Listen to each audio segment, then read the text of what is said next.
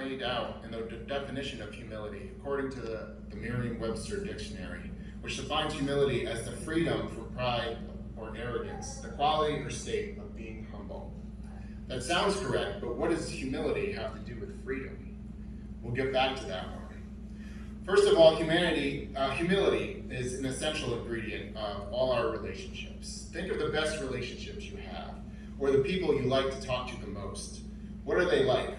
What is it about those relationships that makes them so meaningful? What sets them apart from other casual relationships you might have? For me, I find the best relationships are the ones where the other person has a way to make whatever it is that I am going through or doing be the most important thing in the world at that exact moment. My wife Charity, as most of you know, is quite like this. She has a great gift to be totally engaged in a conversation with you, sometimes to a fault. There are times when I'm flailing around, trying to get her attention, because we're supposed to leave a place that we are 20 minutes ago, but she's engaged in conversation and doesn't even see me. But that ability to put someone else's need first, to be concerned about a friend or a relative or a coworker, that all starts with humility. To understand and to feel that someone else's joy or pain is more important at that moment than whatever it is you're going through. Taking the time to acknowledge and see each other, that takes humility, because we have to see that person as more important than ourselves at that moment. But humility seems like an endangered species right now. We are in an era where self-promotion seems to be the norm. Even in religious circles, even in our own synagogue, we are too often focused on our own relationship with God and not focused on our corporate relationship with God, the relationship of our entire community with God. We, and by we, I'm including myself here, fall into this trap because we think we are in control. We know that we need God's help, but a lot of times we either don't seek that help or we aren't humble enough to recognize that in a lot of cases, God is the only answer. We simply cannot do this by ourselves. I think we are particularly susceptible to this me-first attitude because we live in America.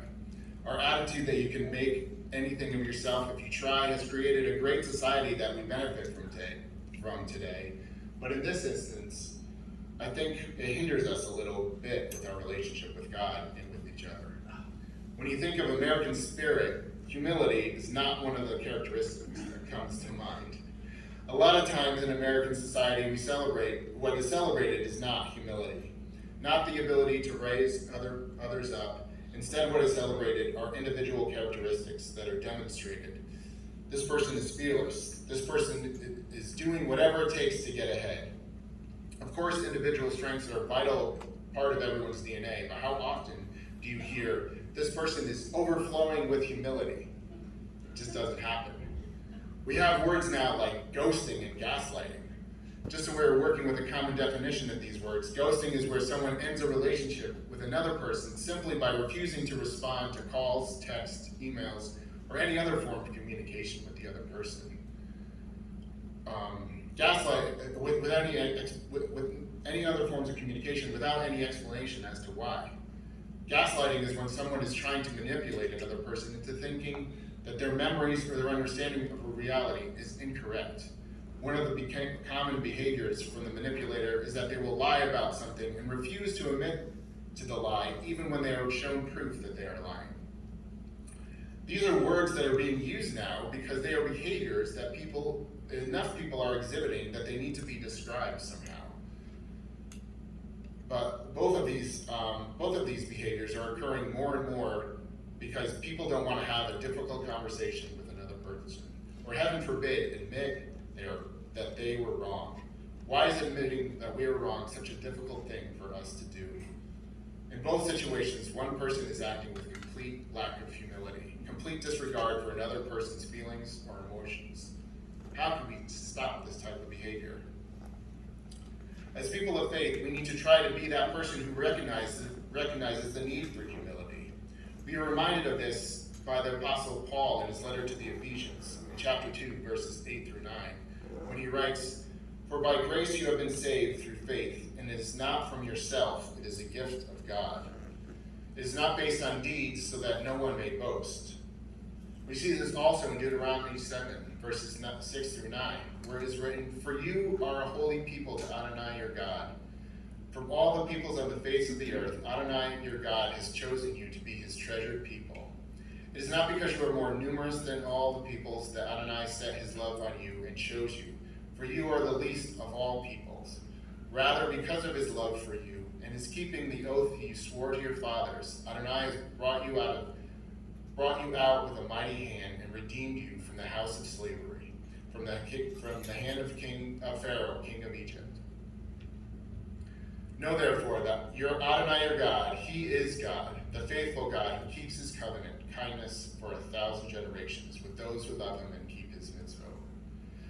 When God chose the Jewish people to be his, it was not because of some great characteristic that the Jewish people had, which led him to choose them. They were not great warriors, they were not great farmers, they were not great anything. If God's choosing of a nation could be equated to going to the pet store, then God would not have selected the cute puppies that they place in the front window. He would be going to the back of the store to the gerbils that they are finding next to the fish food. He was looking for a people that would persevere through hardships and difficulties and would be humble enough to realize their own limitations and trust in him.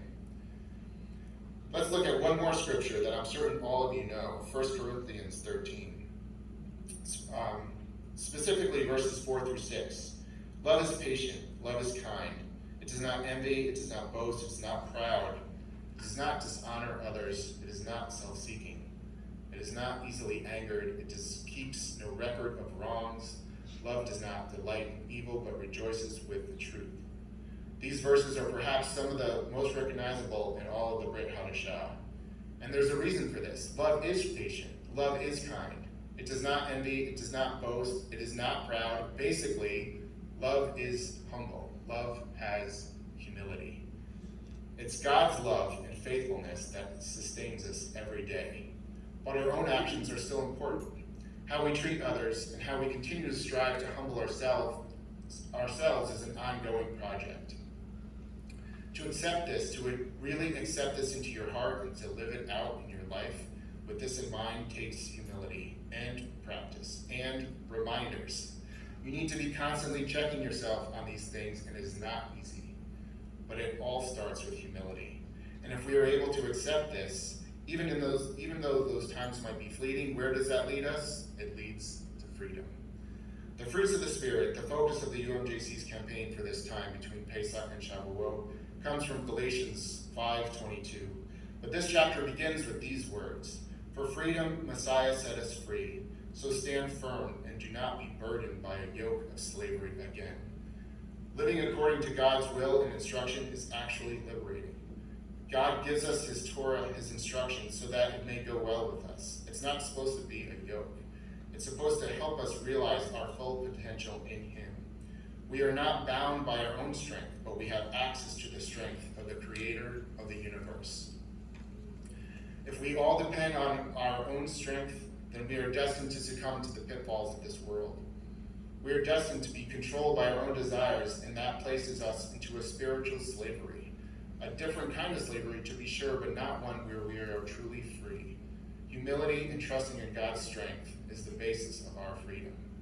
James chapter 4, verses 7 through 10 says it best: "Therefore submit to God, resist the devil, and he will flee from you. Draw near to God, and he will draw near to you. Cleanse your hands, you sinners, and purify your hearts. You double-minded, lament and mourn and weep. Let your laughter be turned to mourning, and your joy to gloom. Humble yourselves in the sight of the Lord, and he will lift you up." Shabbat shalom.